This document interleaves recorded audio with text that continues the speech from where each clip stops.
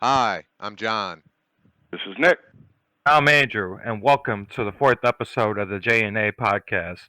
Today, we're going to be talking about space and its space and human beings.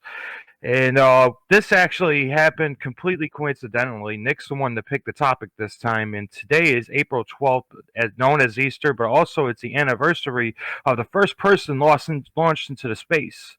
He Oh, was aboard the Vostok 1 Soviet cosmonaut Yuri Gagarin. If I'm Gagarin. saying that wrong, Gagarin, close enough. These Russian names always get me. He became the first person to travel into space. He was 27 years old, and he went around the Earth in 89 minutes. Oh, And now I'm going to dish it off to Nick. Okay. Hi, everyone. Hopefully, everybody's doing okay out there during the shutdown. I wanted to kind of first talk about the most famous experience in human history in space, and that would be Apollo 11, the moon landing. I know John is very knowledgeable about space and different aspects of it, and earlier in our podcast, we did kind of touch base on Apollo 11 just a little bit. So I kind of want John to kind of give us a little bit of detailed description on Apollo 11 and things that he knows about it. not much. Okay, that was short, sweet, simple. Thank you. Thank you. I haven't really studied in any kind of like individual events when it comes to humans and space travel. It's more, I have a lot of technical and just broad knowledge. Okay. So I am sorry if I fucked you up there, Nick. You probably did. That was like 20 minutes worth of material you just tossed out the window, you dick. He can still do it. Like you wouldn't have asked me if you didn't say anything or fucking yeah, you know. Well, okay. So first and foremost, let's talk a little bit about facts. On July 20th, 1969, Neil Armstrong and crew finally landed on the moon for the first time in history. They spent about 21 and a half hours before they took their travels back to Earth. They gathered many materials from the moon and to kind of go through and dissect and go over it, information, learn about different aspects of the moon itself. Since then, many trips have been taken to the moon for that aspect, many of them by the Soviet Union. And from there, I know one of the episodes that we were discussing the moon a little bit was about one of the crew members. Was it Bob Aldrin? Excuse me if I'm mispronouncing his name. Buzz Aldrin? There you go, Buzz. Bob, Buzz, whatever his damn is. But he with Neil Armstrong when it did land on the moon. Neil Armstrong took the first step. He came out 19 minutes later. I don't know why it took him that long to take the other step, but lo and behold, he went out minutes later. Armstrong was like the gerbil dude. They were. He was like, "Let's send Neil Armstrong. He's still alive. Yeah, he's still breathing. All right, I'm gonna come out." They're just watching him from the windows. He's still okay. Right? Honestly, that's not as absurd as it comes off to be. No, right? Like Andrew's actually right. Neil Armstrong was probably the gerbil, and then when he didn't immediately die from cosmic radiation, everybody else was just sort of like, all right, let's check this shit out. I guess, Yeah, but I mean, at least he got the first words then. So I mean, think about it. I mean, wouldn't you be excited to kind of get on the moon? I mean, that'd be a pretty big experience. So I figured, he'd be pretty close behind him. Oh hell, the fuck Yeah. yes! But at the same time, like they're professionals doing something no one had ever done before, so. Mm-hmm. That view he had to see had to be one of the most spectacular views that you could ever see. Oh yeah. Oh, could you imagine? You know, Could you just imagine? That'd yeah. be awesome. Yeah. There are like pictures of space from the Earth, or like recreations of what the Earth would look like from the moon, and some of that shit just honestly brings me to tears. It is just one of the most beautiful things I've ever seen. Yeah. Yeah. That big blue glowing ball just traveling through infinity. Hmm. And the expression "pictures don't do it justice" comes to mind because I'm sure that it's like night and day difference from looking at it in picture than actually out there. Oh, most certainly. Which brings me to another statement. You imagine, like, not living out there, obviously, but could you imagine just having any type of an extended stay in space and how that would actually be? In fact, the longest stay ever recorded was from Valery Polyakov. Sorry if I mispronounced that. The longest stay in history was 14 months, 437 days, and 18 hours from 1994 through 1995. Could you imagine One being trip? that long? Say what? You mean like one trip? He's just like he went up there and he stayed there for 14 months? Yes, one trip. Jesus. It's hell, man. I couldn't imagine that, honestly. I mean, seriously. I Yeah. mean, just Yeah. to fathom that for a couple of days, let alone over a year, is just crazy. Yeah. He had to really miss gravity. Well, is it or you said the first name was Valerie? Yeah, Valery. Valery, Valeri, and then Polyakov. I don't know if I'm pronouncing the first name right. Okay, I was gonna say that sounds like a chick name. It's not. It's a man. Huh. The longest stay for a woman, and I didn't actually look this figure up, but I did see it while I was going through this, was a little over 600 days. I'm sorry. Total was 600 days. Oh, Total okay. stay in space, like overall, different times, was over 800. Oh, so like that number you gave a year and change, or 400 and some odd days, that was contiguous. That was consecutive days, yes. Wow. Yeah, that's what I was asking because I was like 14 months. Like Jesus, man, that's such a long time. Mm. Yeah. Oh, yeah. Absolutely. Like I hear, like the biggest thing for astronauts when they go up and they come back, like the biggest thing that really messes with them is gravity.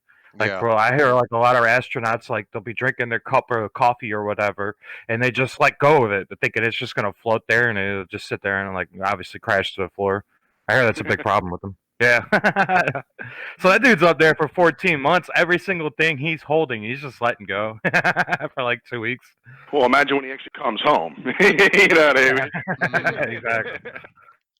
Oh That's yeah. hilarious. Out in the garage working on something, just let's go over hammer. It fucking slams down on the table like, what the fuck? Oh yeah, we're on the planet. Right. I'm on Earth now. That's right. Solid ground, gravity. The person that There's a bunch of what's that? the person that has the most space time overall, which means just overall in general, is the name Gennady. Excuse me if I mispronounce this as well. Padalka. He spent 878 days total in over 5 different journeys to space back. Oh wow. Yeah, I found that to be very interesting. Somebody spent over a year in one stay, and he took many years to go there. You know what I mean? And to accumulate 878 days. It's a lot. Yeah, that's damn near 3 years. Mm-hmm. Jesus, man, how long ass time? I could just think about how crazy that experience is, and for how many people that have ever been alive, and how very few people have ever experienced going into space. You know what I mean? Like the number's so small compared to the people that obviously haven't been, and the people that have.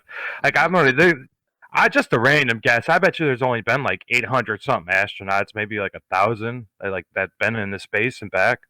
Like it can't be that much, can it?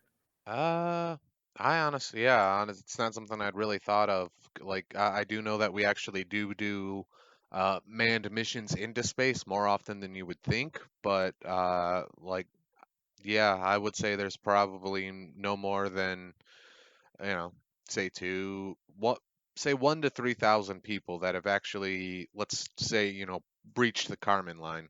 Really? Carmack line? Is that what it was? Anyway. Just imagine you being at a bar, though, and it's like the ultimate pickup line. Imagine you being at a bar, you see a really sexy, pretty, beautiful lady. All you really have to say is, "I've been to space." All right. That's really all you have to say. Hey, how you doing? My name's Nick. I've been to space. Yeah, that is the ultimate, icebreaker, if you will. Mm-hmm. If not, maybe perhaps a bit egotistic, but hey. You really don't even need to say anything, man. All you really need is just the NASA jacket. I mean, Or that jacket the astronauts wear. Typically, anytime you see a Buzz Aldrin now, he's usually wearing that jacket. Huh. Well, I've seen him a lot on like science TV shows and stuff like that. Like anytime you see Buzz Aldrin in public, he's got that NASA jacket on. Like, yeah, everybody might talk about Neil Armstrong, but they don't remember me, so you just wear this jacket all the time to make sure people remember. just in case you didn't know. Exactly. Uh, I do feel bad for Buzz Aldrin in that regard, because let's face it, he's the eternal second fiddle. Yeah, yeah, that is true.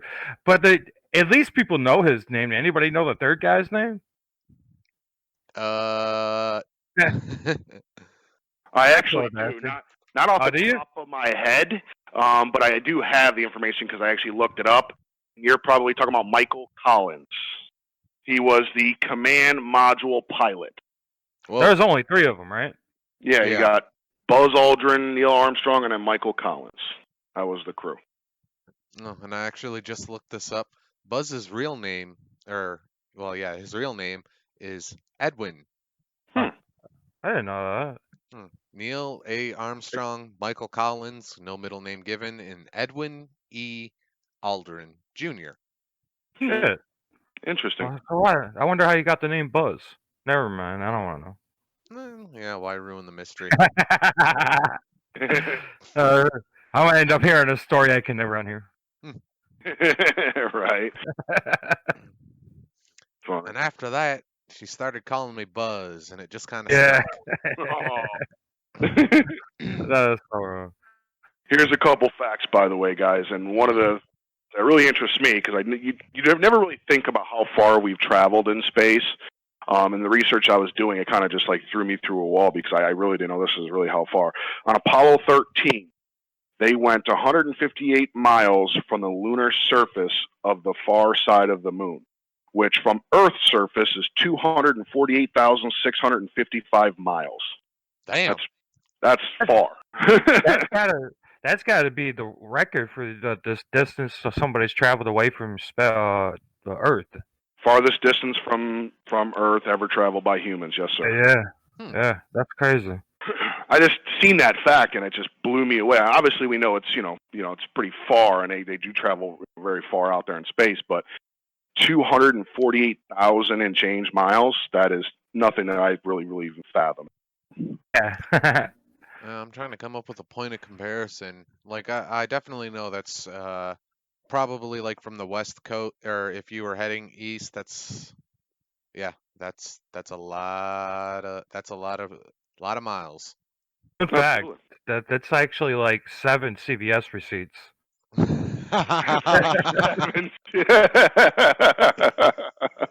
True facts. But yeah, I mean that's definitely a long distance. I never knew it actually the farthest we've ever traveled in space, or I should say, a human being ever traveled in space. That's very far, and I never even knew that fact, honestly. So that kind of interesting. Wow, it's scary they had to bend to like look out of that like window and look at Earth as like a dot. Like that's how far you're away from anything that could help you, like even kind of like ain't nothing helping you out there. You know what I mean? That had to be terrifying. Does it really look like a dot though? Like I know if you're like in a plane and you look down and everything looks like little ants, but does it really? I don't know the answer to this honestly, but if you're in space, in a rocket somewhere, maybe 200 and something thousand miles away, I'm sure it's a little smaller. But do you really think that it's like looking at a little dot, or you think it's still big? I don't even know. I would say at that distance, for that perspective, it was probably grapefruit sized. Like, okay, the planet is still pretty fucking big. I mean, we live on the damn thing, but it's hard to conceptualize that Earth, as far as planets go, like it's not anywhere near either the biggest or the smallest. But, and this is actually, I guess, kind of something interesting. Part of the Earth having the necessary size and therefore mass, well, those two aren't necessarily correlated, but anyway, just the Earth being the size it is part of the reason that it can actually create and sustain life. Okay. That and being in the Goldilocks zone. Yeah. For people that don't know what the Goldilocks zone is basically the distance away from the sun where you're just warm enough so there's running water, but you're not cold enough to where there is running water. That's basically what the Goldilocks zone is. Hmm. So, I never knew that, so that's very interesting, honestly. Very interesting. it comes to, especially like John was just saying, when it comes to like the size of the planets and like how many, like I know it's like a shitload. I think it's like 100 or something. Like Earth's can fit inside in like Jupiter or something like that. Maybe it's even more than that. I know it's like a ridiculous number. Yeah, it's actually, I'm pretty sure it is uh closer to 1,000. Let's see. Well, what does Google say? Uh, Google. Google has the answer for Google everything. foo. 1,300 Earths. I Wow. was way off. Wow. It's a big boy. Yeah, that's huge. I mean, just to put that in perspective, that's just massive. Yeah, I mean, just compared to Jupiter, how massive that planet is compared to Earth is just ridiculous. I think isn't there their Jupiter's big red dot, like that big ass hurricane that's going on in Jupiter, isn't that even bigger than Earth? Yeah, actually, based off this perspective. Uh, Yeah. There's a hurricane on Jupiter. Let's back that up for a second. It's called Jupiter's red dot. It's like it's been up there for as long as we've known Jupiter, and it's been like a raging hurricane that's been going on for like hundreds of years on Jupiter. Wow. I need to go back to school because I don't even remember learning that. Yeah. I really do. That's one of the very few things I do remember from school, actually. Wow. but I just put it up, and I'll make sure to splice it into the video for our viewers. But there's a perspective picture here, and yeah, you can see that the big red dot is actually still quite a bit bigger than Earth. All people out that are just listening, basically Jupiter looks like Dwayne the Rock Johnson, and the Earth looks like Kevin Hart.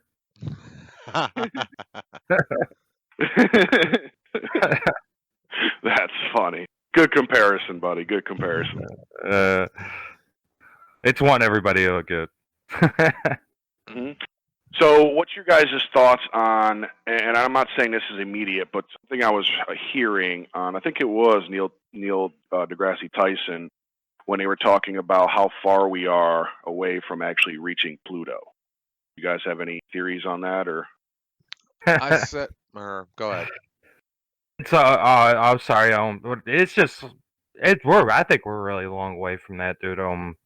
Honestly, not in our lifetime. In like, I don't think in our grandchildren's life. Maybe like the great great great great grandchildren or something like that. I see. Maybe like 200 years or something. I would guess.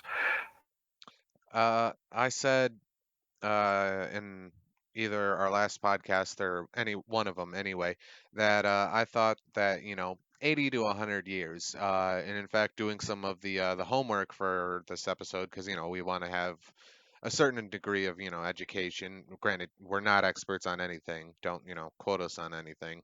But that was very very wrong and very very low ball for me to say.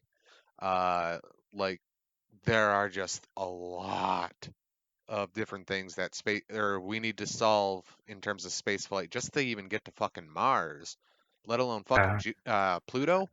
Especially considering how far away Pluto is from us, man. Like Pluto, people are like always consider it, and then like when you're growing up doing in elementary school and you're doing like the little model or whatever, and you make it right there, it doesn't look like it's that far away, man. But fucking A, is it really out there? Well, there's some people that say, I mean, that we're able to get to Mars within the next like 4 to 5 years. Matter of fact, the first thing I looked up here, and this Mhm. comes from Wikipedia, actually, human missions to Mars. They're looking at a 4 crew team of astronauts are going to land by 2025. Is what they're kind of hoping for, I guess, is the best word. Um, like that's when the mission launches, or that's when they expect to actually make planetfall. Let's see. Actually, planet like landfall. The first crew of 4 astronauts were to land on Mars in 2000 is to land on Mars in 2025. That's again. This is just obviously things that are theories and people that are kind of just. And I All right. assume these experts because it doesn't really give me names that are kind of giving that. This is from Wikipedia, by the way, buddy. Mm. But I I'm think it. I I think would, it takes like just 16 months just to get there. You're not hmm, talking round trip. You're just talking one shot from like the fastest like travel we can reach. Don't quote me on that. That's just like off the top of my head, but I'm pretty sure it's like 14, 16 months, just like one way to get there. as of Uh, University Today website, it says it would take between 250 and 300 days, depending on the speed of launch and the alignment of Earth. So how they came up with that, I honestly don't know. If depending on the speed of launch and alignment of Mars, but They did it with math. I yeah, I'm trying to look for actual names like experts that gave assumptions here. That's what I'm trying to look for. you know, John? Uh, I don't know any names specifically, but like there is a little bit of fluctuation in terms of like the total distance from or between planet to planet, and also just the planet's relative position to some things. Like granted, it's space, so straight lines pretty much anywhere are possible, but there's a little bit of wiggle room. We can track the size of a given planet literally just by how big it appears and how much light it's reflecting. Um, Part of why you can see Venus and why most people think or why we initially thought that Venus was a star instead of a planet was because it's very bright in the night sky. But that's it. We can just that's it. How do you figure out how fast, or how do you figure out how long it's going to take to get somewhere, how fast you're going, where it is?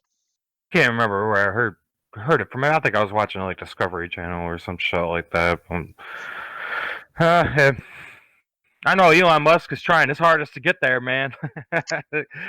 Every single time I hear that guy talk about it, he seems like he's trying to like his whole his whole business oriented is just getting out of Earth and to Mars. Like everything he's trying to do is just to do that. Hmm.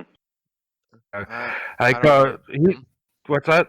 Oh, I was going to say I really don't know how wise that is, and I don't know how much he's working on the challenges, I guess, when it comes to getting to, or when it comes to prolonged space travel or prolonged space flight and travel, especially on the human body. The only thing I ever really hear about him is him testing rockets, but it's not something I keep up with. They say the biggest thing about Mars is that once they get there, they're more than likely either going to be there like the rest of their lives, or it's going to be like a really long time before they come back. Mm, And like the biggest thing is getting human beings just to get along that long. You yeah. know what I mean? Having whatever, like 12 people coincide with each other for years on end when it's just nothing but that when they have to deal with each other each and every day, it seems like to be a big problem to deal with. Like they're having a lot of issues trying to not only like obviously you need like food, water, and like all that kinds of stuff, but just like Mm. every single time you wake up and somebody's like right there, seems people have a lot of mental breakdowns or something. I don't know. Could you imagine getting into a fight on like a rocket ship? Could you imagine that? Wouldn't be much of a you up there, fight. you up there in space and shit, and you just like, oh yeah, let's do it. Come on, put them up. You know what I mean? Somebody hits the switch and it's zero gravity. Well, we don't have any way of creating artificial gravity, so it's all going to be fists in zero gravity, which I don't know if that would actually like. That's something I'm curious. Would getting punched in space, or more specifically in a zero gravity environment, actually hurt? Oh, Good if you did question. it right. Well, Right. here's my reasoning. Part of the reason, a punch or any kind of strike hurts whoever is being struck is because of resistance, is because that's it. They don't just immediately get out of the way. But in zero gravity, that's it. You have nothing to anchor yourself with your feet. Any force that acts upon you is just going to send you through laterally. And there's also the point that in zero gravity, the attacker doesn't have anything that's anchoring them down. So, like, you're gonna punch someone and it's gonna be like some Matrix shit where you both go flying and flipping backwards. Okay. I would like to. My ego would like to say that yeah, I would hurt him. Well, I would assume Maybe if you we pushed would off hurt. of something. What if you're like against the wall and you push off with your feet going flying through and you hit them? Same thing though. It's because that's it. They're gonna get out of the way. Well, I mean, velocity is actually gravity, so well, that's it. The way we cause pain is because things stop and they're not meant to. So yeah. Hmm. Let me ask y'all this: Hmm. would y'all be one of the first people to go to Mars if you could? Mm, they don't let sociopaths in spaceships. I'm like, I'm just gonna say absolutely 100%. Now Really? me, here's why. Here's what I'm gonna say. I'm gonna say this as well. I don't like heights. I hate heights. I was recently. I went to Pennsylvania from Florida, so I was just recently in an airplane, and Hmm. as soon as we took off, it was instant panic attack. Instant. Really? So I would assume it'd probably be worse, but you give me a handful of Xanax, I think I'd be all right. Yeah. Well, you also have to remember that once you actually get out into space, there's no concept of down, because it's not the height you're uh, afraid of; it's the falling. True that. True that. Yeah, to say the least, yes, you are right. But same thing in the plane. Once I was actually up there after we took off, and it was kind of sustaining its flight. It was fine. It was just the takeoff part that really got me. Looking down and just seeing, because it really feels like you're falling. That's what it Mm. really feels. You know what I mean? It feels like you're actually falling when you're taking off in an airplane. So I guess that's what really scares me the most. dude, that would be the least of your fears, though, man. Because like, if you are decided to be one of the first people to go to Mars, you've got like a lot of other problems you're gonna be dealing with, and then it's just gonna be like that takeoff's gonna be out of your mind like real quick. I promise you that. E- Well, I mean, let's Yeah. face it. It doesn't take. To, actually, I don't know off the top of my head how long it takes to get out of Earth's atmosphere to the point where you're uh, Space. yeah. So I guess it's less than a minute. I wouldn't say. I'd say more than that. yeah. I don't, Say 38 seconds. all right. Well, here Let's let's Google it. jot some shit down. You gotta Andrew guess. says What do you guess, Nick? I'm gonna say 3.5 minutes. Yeah, I could okay. be way off because I really have. I got this. Well, no, I don't need escape velocities. I need Exactly, you're uh looking up there, John. you're learning with us, viewers. This, I guess we probably should have all done this in the homework, but oh, Carmen line, that's what it was. That's actually um, when you completely exit uh, most of Earth's atmosphere. Um, okay, Nick was actually the closest at 2 minutes Boom. and 30 seconds. Nice. Fuck. Uh, I was and so actually, far off. actually, for a bit of comparison, which is we were talking about Elon Musk, but his Falcon Heavy rocket crosses the Kármán line, which is the border between, or I guess the uh, human-created border between Earth and space in 3 minutes and 24 seconds. Oh. Wow. Wow, I was so far off, dude. I'm a moron. While we're on this subject, I got a fact for you guys that'll probably you're just like Ooh. reading it. You ready? Mm-hmm. I'm gonna have you guys guess at this first. How many miles are between us and Mars? Does anybody have an idea? Um. Alright, clicking. John's looking it up. He's cheating. Don't do it, John. Don't do it. Oh no, I'm gonna actually, say all I have. 250,000. You're gonna say what? How much? 250,000 miles. You're well off. Well off.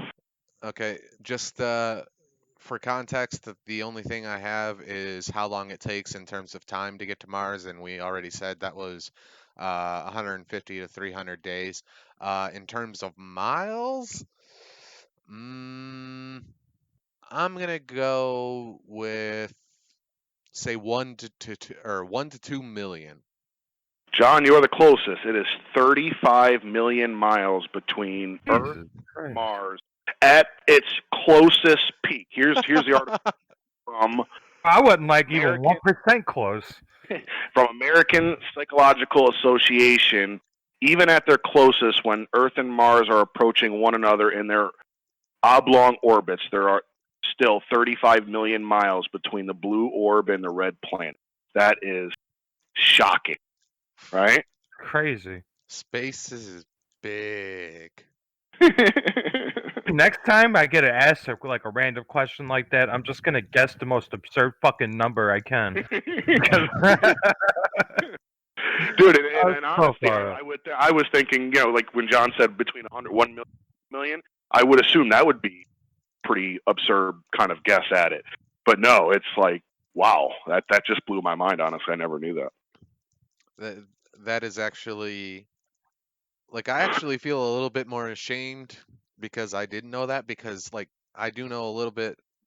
I'm not an expert, like I said, none of us are, but I do know quite a bit about like astrophysics and the math regarding that, and like I guess that's something I probably should have gotten a little bit closer, but like holy fuck, dude, 35 million Hey, dude, that's almost like million right.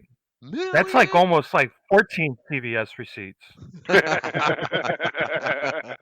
What's up with you hating on CVS, man? What's going on? The receipts are so long, bro. Yeah. Oh yeah, they got to attach like 16 fucking coupons and adverts Yep. and all sorts of shit. Yeah. Well, it's actually like 2 coupons. The rest of them are just like shit you're never gonna use. Eh, Yeah, I don't ever keep seats. I just pile up in the car for overtime, so there's no reason for it. Unless you're returning some, which big items I buy, I keep receipts. all right. Definitely not that. That's just anything you buy at CVS, you probably don't have to return any. No wonder it's taking us so flipping long to get to Mars, man. Just damn, that's a long way to go. Not even go there, but to come back, you know? That's crazy, man. Yeah, That honestly blew my mind knowing that. That really is mind-boggling. definitely. Space is big. It's Well, huge. Which brings me to another, kind of just question. Hmm. How far do you think it is from here to Pluto? how far do I think it is to Pluto? Yeah. Okay, like I told you guys, I'm gonna guess some absurd motherfucking 50 billion miles. Okay, that's close to the last probably, I think. I don't even care. That's what I'm guessing. John? I'm going to go for something slightly or more absurd, like Andrew, but I'm going to be a little more conservative, and I'm going to say somewhere on the order of 30 to 40 billion. Okay. John, you're the closest again. Hmm. This statistic comes from www.space.com. Not that I have really much knowledge of who runs that, but it's 3.1 billion miles. Okay, so Yeah, 3.1 billion. That's ridiculous. So I was kind of right. I was just rounding up. I Okay. I was right by Price is Right rules. Yeah, there you go. Bob Barker That's would the be better proud, way John. That's the better way to put it. Yes, Hmm. that's definitely the better way to put it. Now, this also brings a question. I mean, yeah, it will take obviously a long time before humans can make it there, but Hmm. is it out of the question that we can't sooner or later in the next 100 years or so? And I'm just kind of throwing a number out there. There's no factual information about that number, but is it out of the question that we can't send some kind of rocket or some kind of spacecraft that is automated more or less to Pluto or Mars? Well, I know it's from what I understand that there's already been that to Mars, but Pluto is, I guess, what I'm referring. We can get there. We just can't get there with any man-made spaceships right now. Like we've gotten Voyager once past Pluto already. Yeah, like that actually exited Yeah. our observable solar system. Really? I Hmm. never knew that. Yeah. I never knew that. And The first well, Voyager they sent out, yeah. and that was what the 60s, if I recall correctly. I actually do have here somewhere. It was in 1950. Oh no. Hmm. Yeah, I think it was the 60s. I just gotta find it here on my bunch of flipping notes here. Voyager 1. Oh, 19. Nope, you were way off, actually. It was 1977. Oh, Wow. actually, yeah, it's because recall my mom saying she actually watched the launch on TV. Well, just to understand what you mean, do you mean it passed Pluto in 1967 or 1977, or it launched in 1977? The twin spacecraft, there was two Voyagers. There was Voyager 1 and Voyager 2 were launched by NASA in separate months in the summer of 1977 in Cape Canaveral, Florida. Okay. So they were launched in 77, and Yep. you're saying that now they have passed One. Pluto? I know the first one passed Pluto. I think the second one is like around Uranus. Okay. Wow. Not your butt. Yeah, Yeah. and I know Voyager 1 getting out of the solar system. That's actually a fairly recent thing. Like it was either this year or last. No, not this year, rather. But I know it was definitely last year. I think. Feel free to correct me. I think it was a Wow. couple of years ago, John. I think you're right. 'Cause- The cool fact about those things too, man. The first one it had I think the first one had like a what you would call a picture of us and basically directions to how to get to Earth.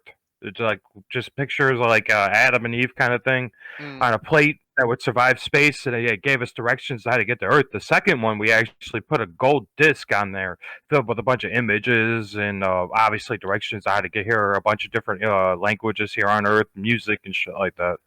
Stephen yeah. Hawking actually, yeah, Stephen Hawking even said that it was a mistake that we were doing that because he's like, we don't know who the hell is going to get him.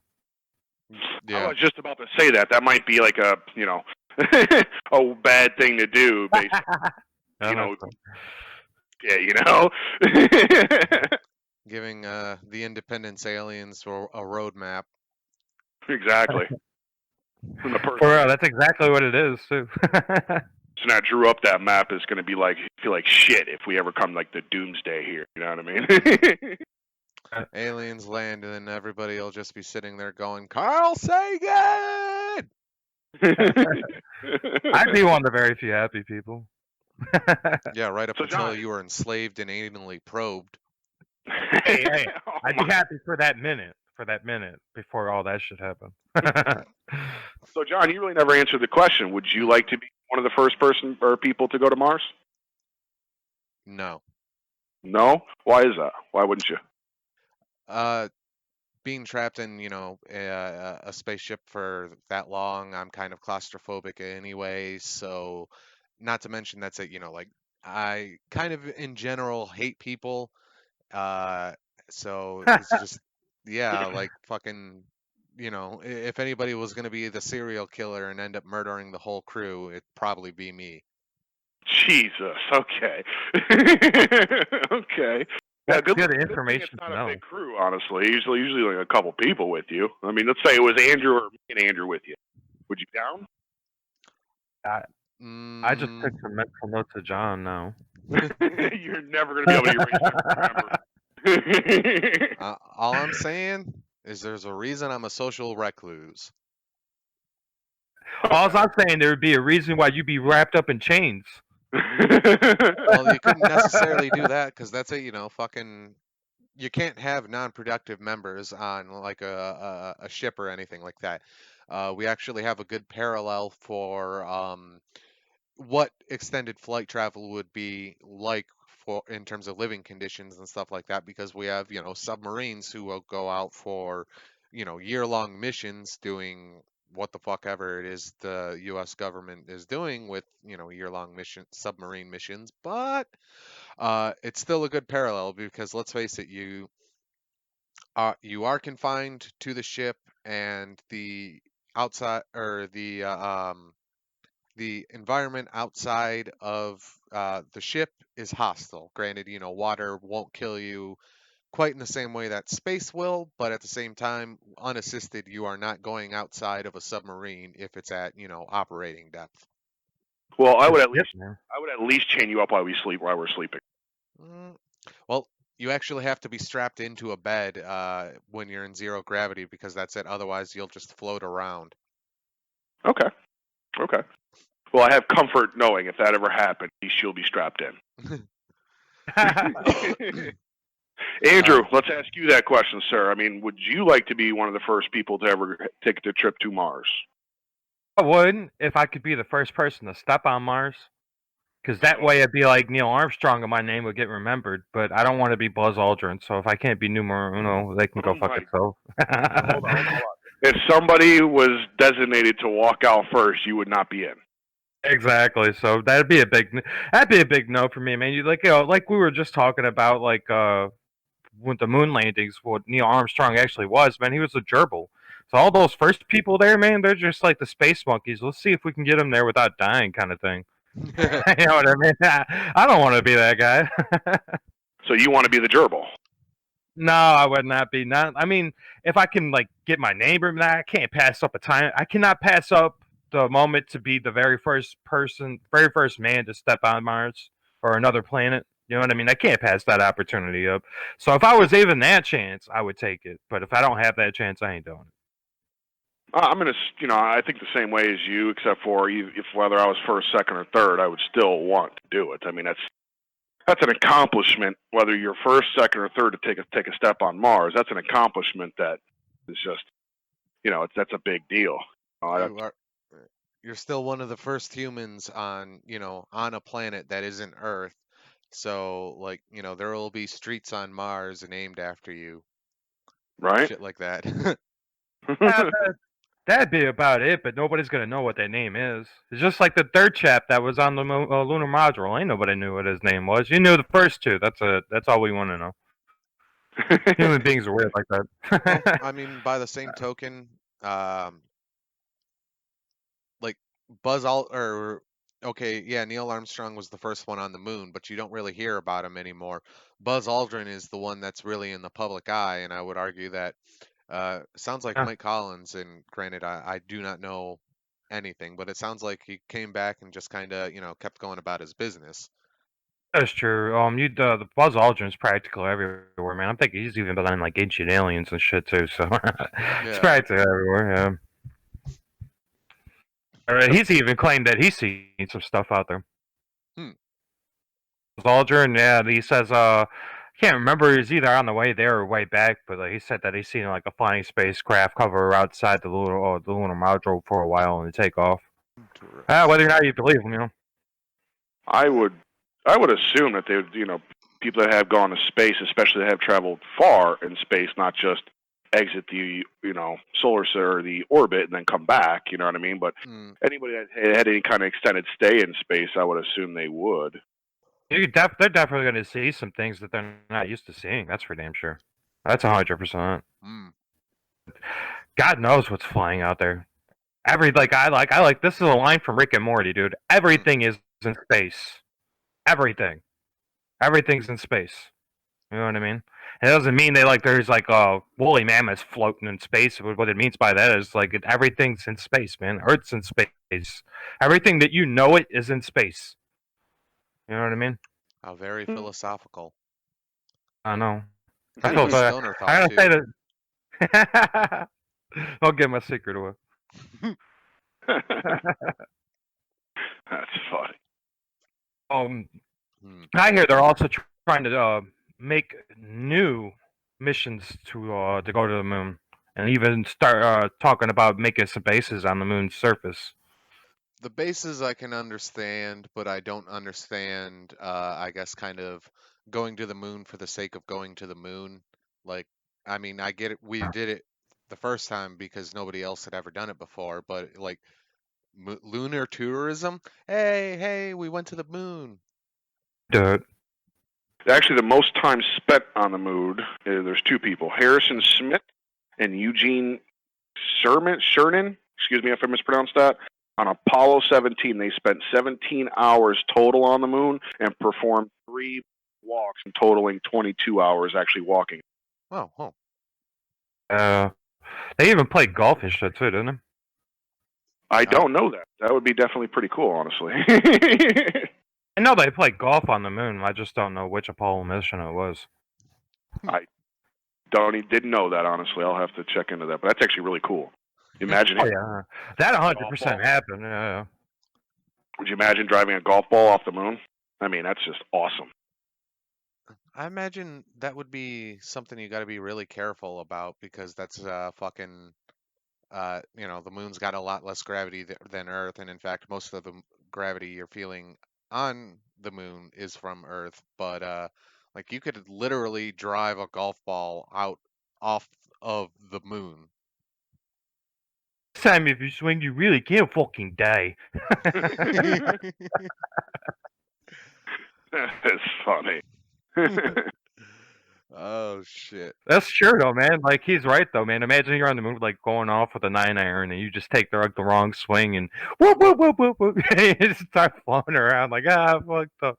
It'd be the longest 9 iron anybody's ever hit. Yeah, because it's not gonna stop until it hits something.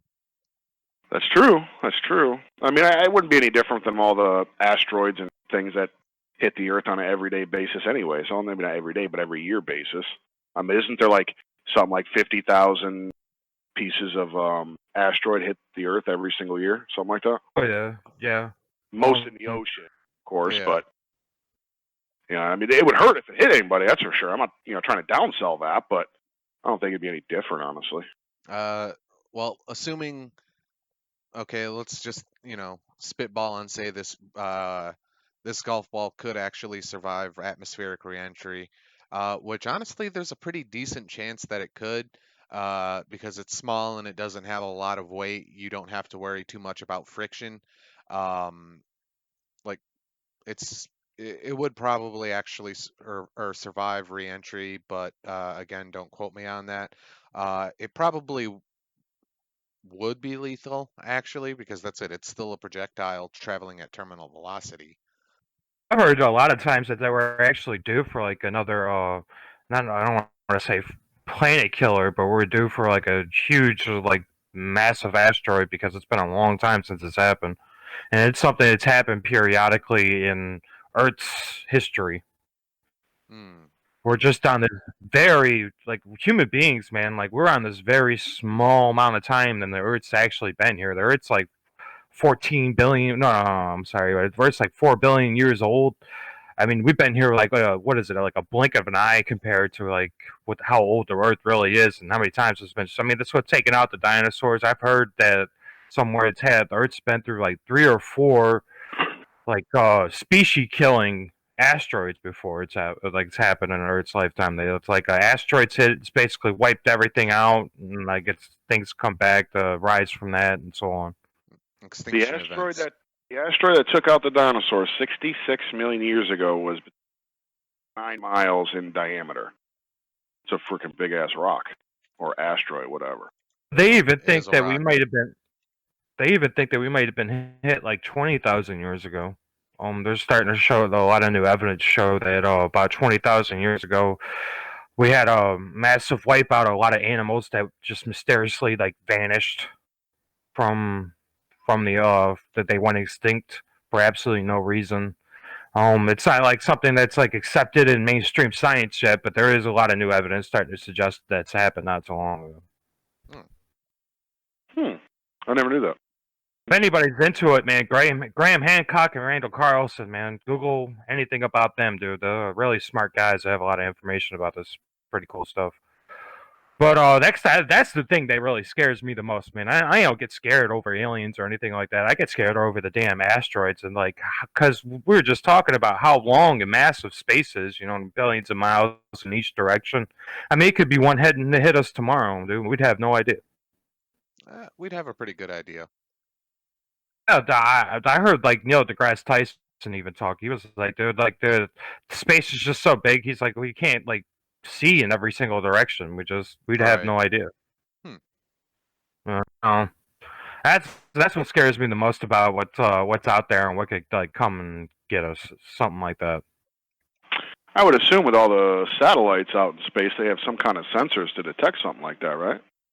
I mean, yeah, but the problem is the space is so big you can't you can't watch all of it. You know what I mean? Well, no. I'm not talking about space itself, but I mean, if you're talking about like an asteroid hitting Earth to the size that took out the dinosaurs, I would assume that all you really have to read is, around our atmosphere, right? It's not. Well, dude, we're traveling at all times. We're never in the same place twice. Like we're constantly traveling in this, not only the solar system but the galaxy, dude. Yeah, the universe is just way too massive for us just to be able to look out with telescopes and see in every single direction of where we're exactly going and what's coming that way. That's the thing about these asteroids, man. They're traveling themselves. Like the one that could hit Earth, it could not even be in our view right now. You Mm. get what I'm saying? But isn't the satellites like kind of staying with Earth as it's moving? And yeah, but dude, you got to think about how infinite it is out there. Like Well, we no, no. can't see. We can't see. I'm not saying that we're looking out like completely out in space. I'm talking about just our atmosphere. For example, if there's an asteroid coming at us, like for example right now, Hmm. and it's right about to enter our atmosphere to the point where wherever the sensors are set or whatever around our Earth, not the entire space, but just the Earth itself. You don't think that there's anything that can track a asteroid of that I, extent, I, that I've big? heard, yeah, I've heard many physicists, astrophysicists, astronomers, and etc. say it's just too massive. I've heard this one girl on this documentary I was watching this one time. She was a astronomer, and she was gave a comparison. She was like, "We're watching like one cup of glass comparison to like an entire ocean." Like that's what we're watching at one point in time, dude. It's too much, man. There's too much shit, and like I said, the asteroids and everything like that, they're traveling themselves too. Like we're Hmm. not the only thing that's moving out here. Uh, like I guess to try and explain how we might actually do some detection because it's a little bit of both. Like, yes, if there was a an asteroid coming for us, we'd probably be fucked. But what we would do is that we know where the Earth is going to be in relation to, say, the sun. We can even kind of track where we are in relation to the greater galaxy at a whole. Now, don't get me wrong, not completely accurate, but um, so what we would do is if we saw, a massive space object, something that we figured would be, an extinction event level kind of thing, uh, we would track that asteroid, see what direction it's going, how fast it's going by some method of tracking it through the sky, and then we would, try and run predictions to see where the Earth's orbit is going to end up in relation to that. And it could just be, that's it. It could be one of those things that just, oop, hey, we're dead. Um, Yeah. Mm.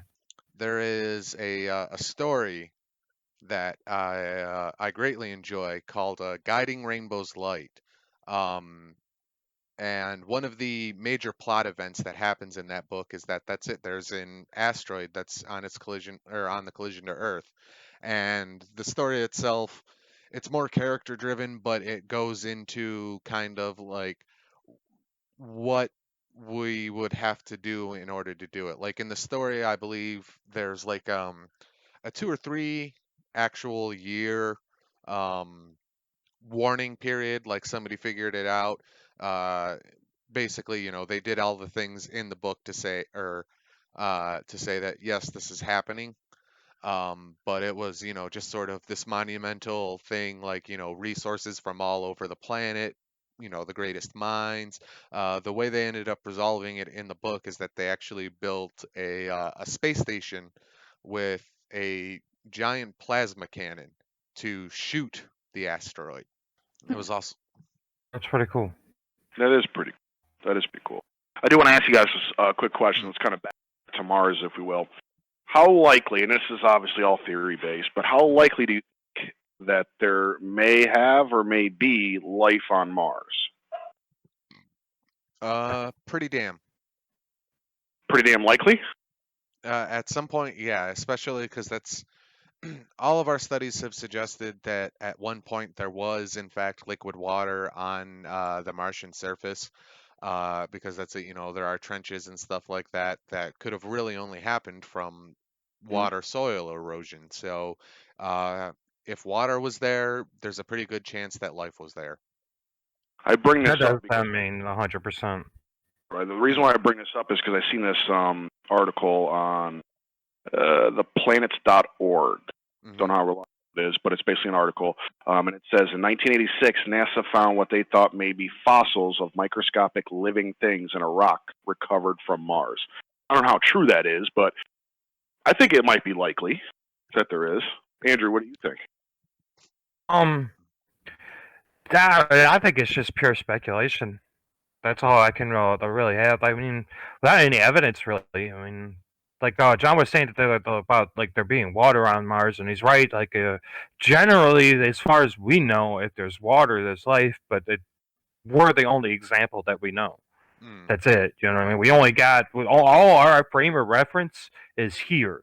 It's not like we can generate a bunch of data logs from different planets we've been to and etc. Like all our experience is just on this planet. So we think that if there's been water on Mars, which we're pretty sure that there was, that there's been life. But unless they're finding something there, I mean, I want to say I want there to be. I want the fucking the little robot that they got on Mars right now. I want him to be taking pictures of an alien, just looking at him, and alien knock the thing camera off or something. I want to see some stuff like that. But I don't think so. No, but I could be wrong, man. We could find something out there in the future that there once was life on Mars. You know, I like what the tinfoil hat people say and say that we were actually tinfoil hat people say that we actually came from Mars and we were shot off of Mars because we destroyed the planet and the first people that came on Earth were Adam and Eve. Hmm. It's quite, yeah, conspiracy theory, motherfuckers. I just said it. Well, you lost me at tinfoil hat. Yeah, you generally do abuse people when you say that. There Right. is one thing I do want to actually kind of weigh in on that. We brought it up earlier, but there have been multiple extinction events on Earth, and um, one of the funny things about when you look at the history of life, let's just call it, like single-celled organisms and stuff, anything more complex than, or I guess more active than just atoms and molecules and stuff like that, is that life in general more or less tried to start up as soon as conditions were possible. Like it just, granted, our planet's the only example we have, but everything we've learned kind of suggests that the minute, speaking metaphorically, of course, that it would have been possible for a living thing to exist, it was happening. So that's kind of why I think there was life on Mars at one point. Be man, could be. I definitely want there to be. Hmm. You know, Absolutely. Absolutely. I want to be the first guy to step on Mars, and the first thing I want to see when as soon as I step on Mars, be the first guy to see an alien. I was thinking you wanted to nail some green alien chick. That's I was gonna use the clerks joke, but I was like, oh no, that's too raw. Oh, what was it everybody He's was like, saying hey, about? guy from Clerks. He's like, hey, there's homeboy. Dude fucked an alien once. Oh. Well, wasn't it one thing everybody was talking about with the Area 51 raid was finding some alien and quote unquote clapping them cheeks? Clapping them cheeks. What's Are that? you talking about from the movie? No, when the whole raid Area 50 thing one was going on and people were doing all the memes and stuff like that, the big thing was, as soon as I find an alien chick, I'm gonna start clapping them cheeks. Oh Jesus! No, I didn't hear that one, but that's pretty funny. Pretty funny. I don't know what that alien would have been, man. The alien could have looked exactly like us, and it could have been a woman and had a vagina, but that vagina could have had like claw teeth inside. Hmm. He done messed up, dude. Well, they may like it anally though. That's probably why they probe us anally, I guess, right? This conversation took a wrong turn. Little bit. Well, Very actually, I would like to pose a question to the two of you. Granted, okay, this is much less divorced from space and the human experience therein. But hey, welcome to J&A podcast. We do what the fuck we want. But presumably, okay, we meet alien life, what do you think they will look like? Not just, oh, the grays or stuff like that, but, like, I guess, what would you say their body formation would kind of be like? Andrew, you want to go first? I really don't even know. I don't think none of us really do. Everything we'll say again would just be speculation and be our imagination. Well, of Um, course. That's kind of the I point would of the want question. them. Yeah, I would want them to look like gray aliens. That's what I would want. Hmm. I don't want them looking like the Predator. I don't want the motherfuckers looking like alien. I don't want them to be looking like the aliens Sigourney Weaver dealt with neither. Um, I think it would all depend on what kind of planet they came from. Really, Hmm. if they came from a planet similar from ours, dude, they could have like evolved from reptiles instead of apes, and they could have looked like giant snakes to us or something like that. I would like to think to answer the question. I would think that they would look humanoid, but that's just my guess. I I guess, yeah, I I would shouldn't. have Oh, sorry, to Nick. say no. You're fine. You're fine. I would have to say that, like Andrew said, depending on the planet, I Hmm. would say they probably all have different features. I don't think they all look gray or green or anything like that. I would think kind of like the what's that movie? The Galaxy movie. You know that one with the raccoon and all that. What's that movie? Oh, Guardians of the Galaxy. Thank you. Hmm. Depending on the planet, they all have different features, whether it be they evolve from reptiles, they evolve from apes like us, or whatever the case may be. I would think they would all kind of have different features. I would that's my speculation. Again, I'm just taking a guess. Yeah, uh, I should have specified a little bit more. Let's go ahead and just assume an Earth-like planet, so similar gravity to ours, similar temperatures.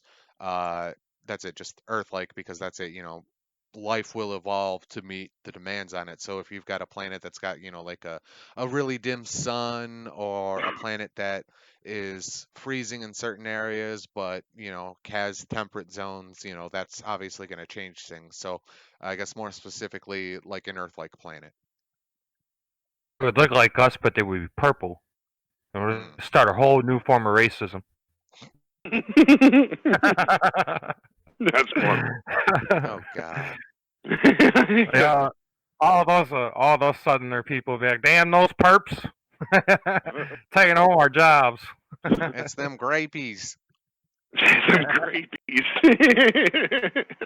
Again, I would probably say they wouldn't probably look that much different from us, honestly. If those are the conditions, Mm, such as same temperature, atmosphere, environment, so to speak, I would say they probably look similar to us. Maybe just with a few different features here and there. I would say. mm. Yeah, that's my opinion. What do you think, John?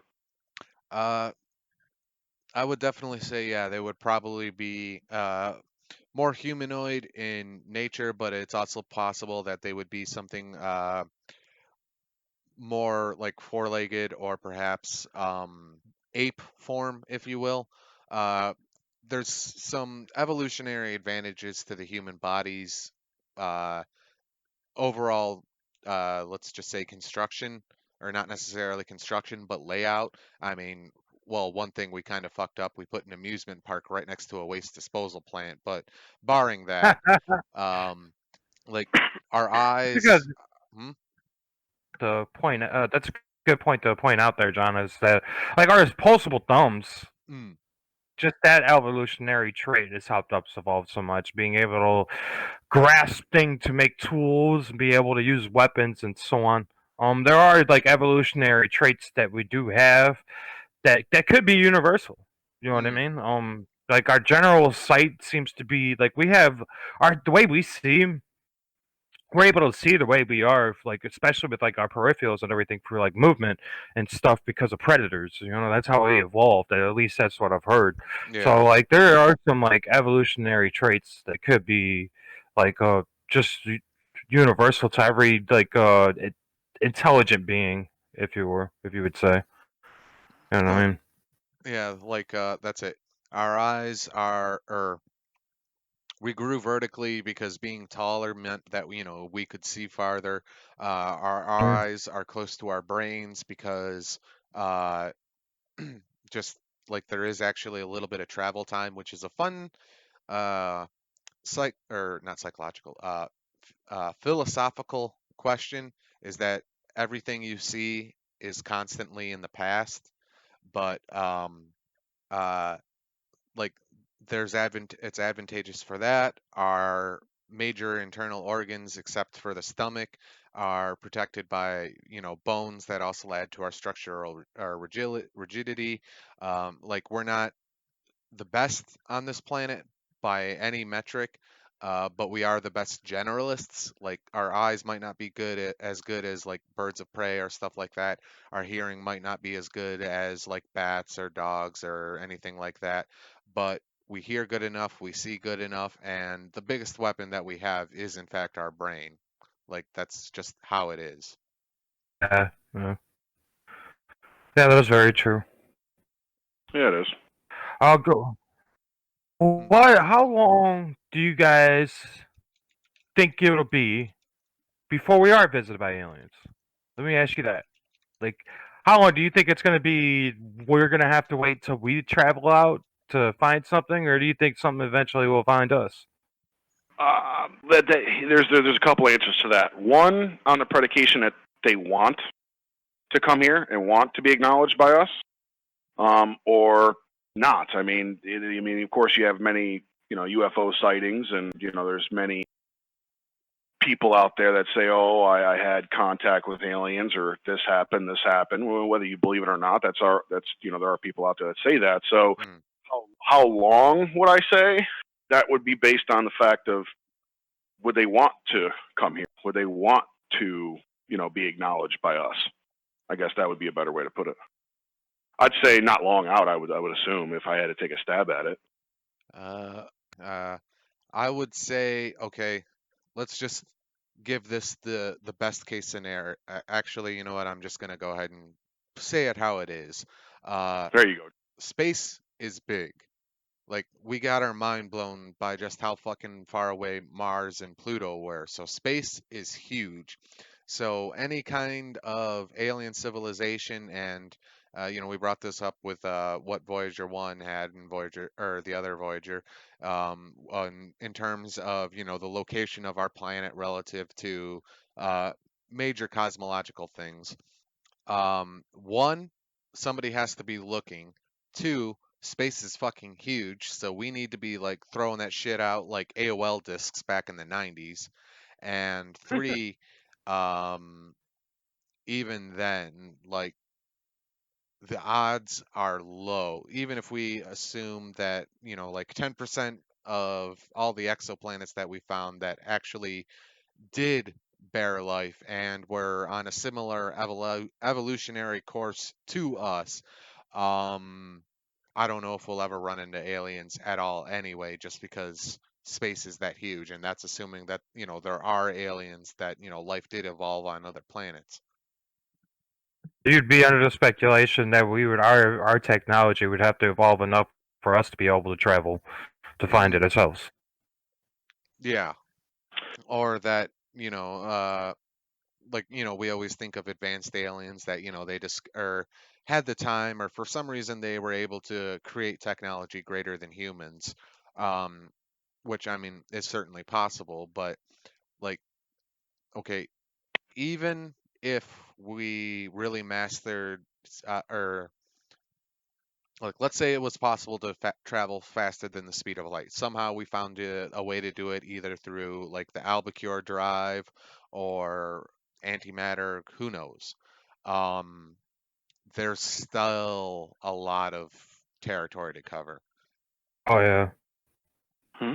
too What much. about what about what There about is you, some. Andrew? What do you think?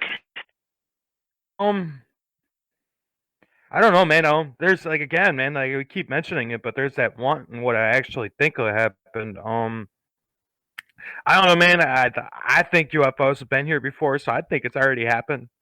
That's just me. Openly, like I think that it's possible in our lifetime that it could happen. At least I kind of hope it happens, because I guarantee you one thing: if aliens did come here, we're like gonna stop a lot of bullshit within ourselves. Like I think racism will go right out the fucking window as soon as aliens come here. Like we're not gonna give a shit about race anymore. You know what I mean? Like, who cares if you're Asian, black, white, or whatever, man? We got this like 10-legged monster running down the street. You know what I mean? We're not gonna give a shit about like race or anything like that. I'm kind of with John. Like, I could sit here and hope all day, but like, what I really think is we're eventually gonna have to get to a point where we can travel ourselves to find it, like Star Trek style or some shit. Mhm. Okay. Like, have you guys ever heard of the Fermi paradox? It's basically this it's a theory that intelligent life has not been here before because other intelligent life has not come here before, and the reason being is because intelligent life's got to a point where it could destroy itself, and it did, and that's the Ah, reason why we're not really finding any intelligent life out there. Hmm. uh, to be more Have you heard specific, of that before? that's a facet of the Fermi paradox more than anything. Okay, thank you. One of the tenets of the Fermi paradox are called great filters. Like any civilization has a certain number of hurdles to overcome, like agriculture, possible disease, natural disasters, so on and so forth. That we as humans have at least managed to weather, but are, let's face it, we're pretty close to wiping ourselves out. Okay. Yeah, I got it's a a question for both you guys. Mm. What do you think the repercussions or the benefits are to actually having alien existence here on our planet, or vice versa on their planet? just kind of already stated mine. Um, I definitely think racism was going to go out the window, man. I think human beings will learn to be able to. I think human beings will learn to work with each other a lot more than we are now. That's for damn sure. Because we realize we're not alone in this universe, and like if aliens were able to come here, that would present a very big problem for human beings because for the very first time in our history, we will run into a species that's smarter than us. Hmm. We've never done that before. We've always been the smarter species. You know what I mean? So, uh, I hope they come in peace. If not, like John said, I'm getting alien probed. What about you, John? uh, I would say, well, since Andrew kind of took the more human, or rather the more philosophical approach, I'd like to take the more technological approach. Um, Getting here just from any, exoplanet that we kind of have and we know of, getting here in any amount of time, let's just say even over the course of a human lifespan, is uh, something that's going to advance our technology. Now, it's not going to do it maybe as much, we're not going to go from primitive chemical rockets to fucking warp drive, but by the same token, it's really going to uh, alter what we think is possible just through science and mathematics and stuff like that. And perhaps one of the biggest things that interests me would be the logistics of such a long space flight, in the sense of uh, how they managed to do it, like life support systems, what they did about artificial gravity, radiation shielding. In doing research for this podcast, I did a lot of research onto the effects of space travel on humans, and space is fucking terrible for us. Like, your bones start going to shit, your heart gets smaller, fluid starts collecting in all the weird places. Like, it ruins your eyesight. Fucking space is deadly, and that's just the effects of zero gravity. When you start throwing all the radiation and shit, because there is radiation in space, there's possibilities of your DNA getting fucked up, mutations, shit like that. Like, space is a pretty fucking terrible place to be, and it would be interesting to see how they overcame those problems. What do you think, Nick? Hmm. I have kind of a combination of both. First and foremost, I mean, is there the repercussions would be, hey, they're just going to take over because, as we stated before, they are well more advanced technology than we are. So one is to say that they would just like take over our planet, like you would see on the movies type Hmm. thing. Or could they be friendly and just your average Joe like us? I really don't know. I think the benefits would be, like Andrew was saying, would it help with things like racism? Would it help with things like advancing our own technology itself? Yes. Do I think that it will help us discover not only other life forms or just different galaxies at a exponential rate? Yes. But the consequences, I think the risk is more crucial than the reward would be. I Mm. think the risk is a lot more reality than it would be actually the benefit to us. So my thoughts on that would be, I think they would just try to start murdering all of us. I Yeah. Yeah, mean, Mhm. what do they I really have to do with us if they're so more well advanced than us in just time, technology, knowledge? I mean, intelligence, just all facets of it. I mean, what would they need us for? I mean, think about it. We'd be like the animals at the zoo, locked in cages. You know Mm. what I mean? I would like to posit the question, I guess, like, okay, why would they murder us? Like, I mean, yeah, I mean, they're aliens, so we can't necessarily understand it, but I guess kind of asking in an go appeal to into it. altruism, like, what is the goal of getting rid of life on the planet? Like, resources, they just want something so that way they can come down and get metals and water and shit from the planet, or like, what do you think the reasoning they would just wipe us out would be? What do we do it for? We do it for sport. We do it for pelts. We do it for bones. We do it for just damn near everything, man. Like, you can go over to certain countries where they're like cracking open the skulls of chimpanzees, just eating their brains. Like we're some pretty Well, let's just hope they're not like us. You took the words right out of my Put it mouth. that way. When you ask the question, why would they be that murderous, or why would they do those things to us? What would the benefit to them be? It's whether it be just sport of the game, or whether it be, like you said, John, resources. Mm, I mean, there's many reasons on why they would be that way, but you also got to take a look at it this way. I mean, think about your predatorous animals: mm, lions, sharks, tigers, bears. Why do they? For food, right? all right. As a toy to play with. And I'm not saying that they actually do, but the fact is that there's many reasons why they would. Is it more likely that they would be that way other than friendly? I don't know. I just Mm. think that the risk is much more greater than the reward would. So that's it, just that, uh, or I guess to kind of, or to get at what what I understand you're saying is that uh, the or interspecies contact wouldn't be to our benefit just because there's such a higher chance that they could just fucking kill us. Not just a better chance. I mean, if we're Mm, all on the same page and agree that they are well more advanced than us, whether it be intelligent wise and technology wise, what benefit do we have to offer them? What do we benefit them at all? Right? that's a very good point. Anything, man. I mean, that would be like saying, why do we study chimpanzees or apes or anything? I mean, like, if that were the case, we wouldn't interact with any other species on this planet, and we it's not like that. We interact with everything. We study everything. We want to. Intelligence breeds curiosity. You know what I mean? They would definitely be curious about us. I think. I I think they would.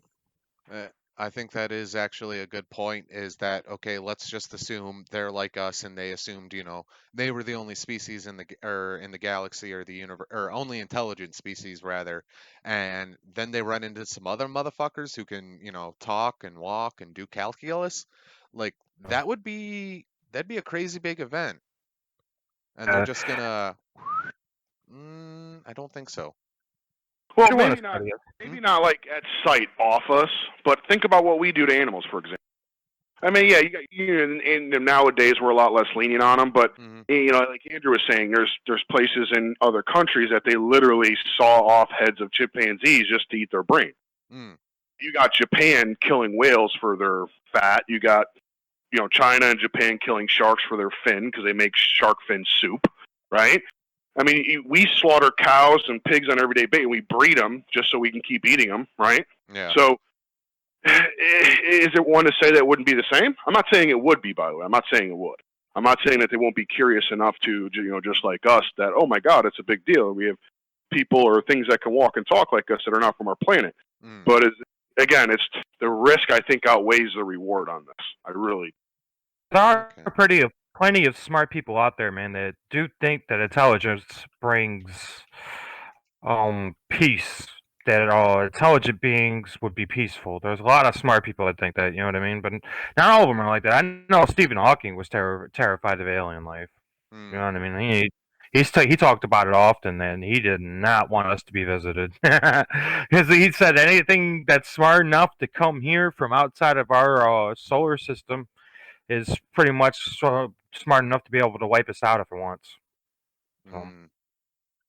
That's a good point. There's a reason why you don't go in the lion's den at the zoo. You know what I mean? There's just reason for that. You know what I mean? And again, I don't disagree with you, guys, when it comes to intelligence, looking at other intelligence they never knew existed, and how the curiosity wouldn't rise, and how we wouldn't commingle with each other. I'm not saying that I don't agree with that. I just, again, I think the risk is a little more greater than that because Mm. once it happens, it happened. You know what I mean? There is no taking it back. Oh no, never mind. We don't like to see it. Have a good day. Get out of my house. Yeah.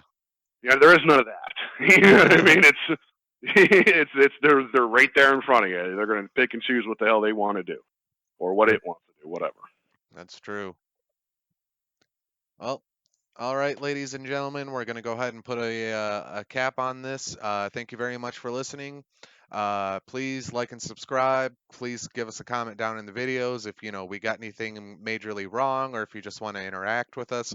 We're all checking the comments as soon as they pop up. So yeah, please just we want to engage with our audience. Again, thank you very much for listening. Y'all have a good night Just be safe, people.